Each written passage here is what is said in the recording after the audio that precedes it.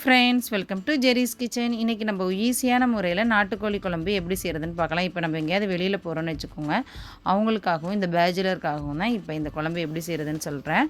இப்போ நல்ல நாட்டுக்கோழி 1 கிலோ அளவுக்கு நான் எடுத்து க்ளீன் பண்ணி எடுத்து வச்சுருக்கோம்.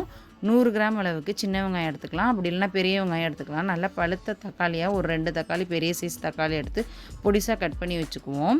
இப்போ ஒரு குக்கரில் வெங்காயத்தை போட்டு நல்லா வதக்கிட்டு, தக்காளியை மிக்சியில் அரைச்சி போட்டு நல்லா வதக்கிட்டு, இஞ்சி பூண்டு பேஸ்ட்டு 2 டேபிள் ஸ்பூன் அளவுக்கு சேர்த்து நல்லா வதக்கி விட்டதுக்கப்புறம் நம்ம எடுத்து வச்சுருக்க சிக்கனையும் சேர்த்து நல்லா கொஞ்சம் நேரம் எண்ணெயிலே வதக்கணும். வதக்கினதுக்கப்புறம் ஆச்சி நாட்டுக்கோழி மசாலா இருக்குது, அதை வாங்கி ஒரு பாக்கெட் கொட்டி விட்டுட்டு கொஞ்சமாக மல்லித்தூள் மட்டும் சேர்த்துக்க வேண்டியதான். காரம் தேவைப்பட்டால் நீங்கள் காரம் சேர்த்துக்கோங்க.